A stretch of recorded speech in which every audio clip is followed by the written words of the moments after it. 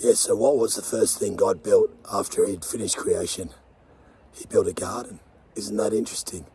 I find that fascinating. I think about that all the time. Create this Garden of Eden. And this here encapsulates a garden. This can be utilised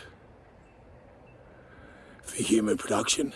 And then look, you got the wilderness. See, God didn't say, I'll create a wilderness for people. No, he actually created a garden which was designed to prosper people, designed for people to flourish and also be stewards of creation. But it was a walled garden, so there were strong fences. Because we have deer coming in here, there's wombats. You might have a dream, how can I create this garden? Where do I start? Well, they're very good questions. And you've been going on this land for at least 12, it's coming up to 12 years.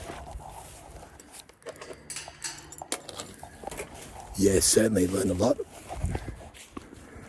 And see, now I'm in the reserve.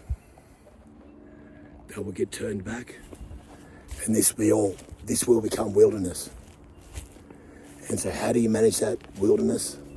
And I think it comes back to that first creation. Outside of creation, the first thing God created on earth was a garden. And so that tells us a lot. So I'm going into the wilderness right now. But I think the wilderness can be a place where you can, commune with the Holy Spirit. It can be a great place. What do I want this video to be about is, first thing, God created a garden. That's first thing to remember. And it's obviously showing the relevance of a garden, the importance of a garden. And Jesus said, I'll raise this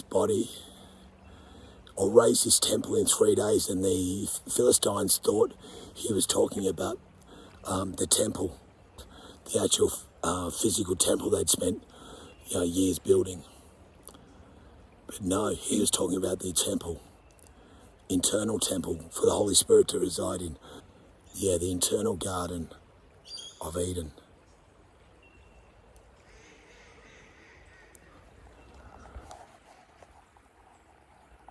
So I think,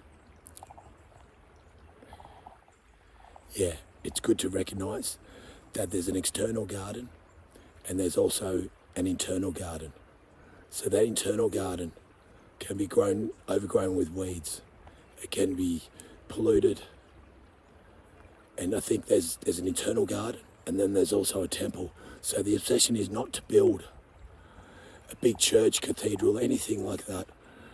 What is it? Is it Exodus when God says, do not take a chisel or a hammer to a stone, because those human hands can have sinned and defile that rock. And God doesn't want a temple, a great showpiece, when your internal temple is so polluted.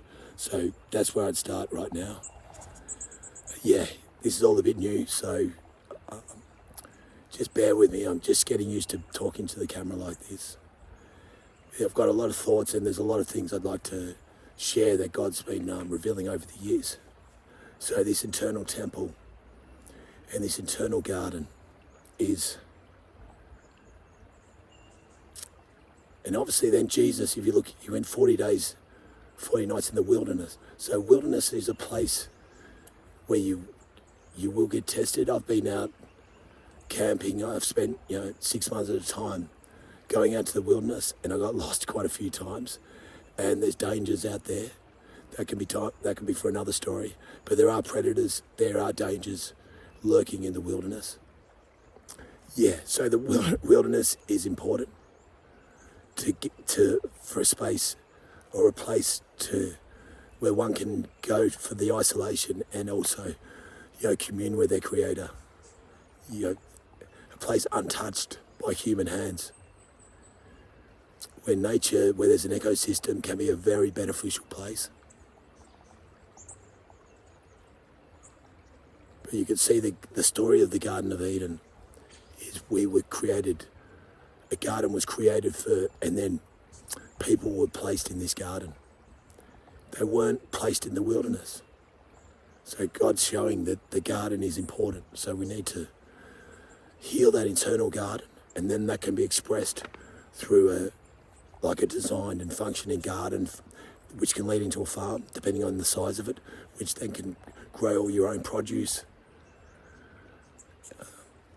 Obviously, it can take a lot of time as well. So then how do you form a community around that? How can you actually come together and work as a team? Work as the one body.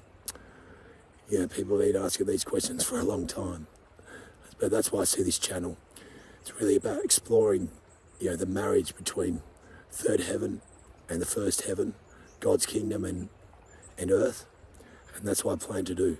Make more videos, share a bit more about sort of the project I've been working on. And I hope you enjoy this. Is there anything else?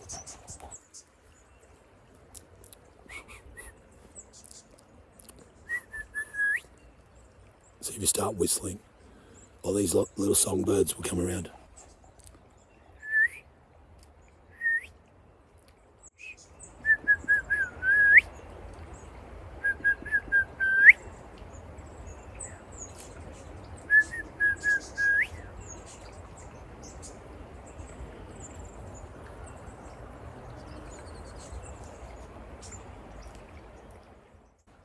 To summarize, God finished creation. He made the earth, he made the heavens and the earth. And after he finished that, he built a garden. He created a garden for humans to live in. He didn't create a wilderness. He created a garden. So that's if anything you remember from this video, just remember he created a garden. And we're made in God's image. So what does that mean for us? How does that translate into our lives? What sort of garden do we create? Yeah, I think that's enough. And thanks for watching. And until next time, God bless.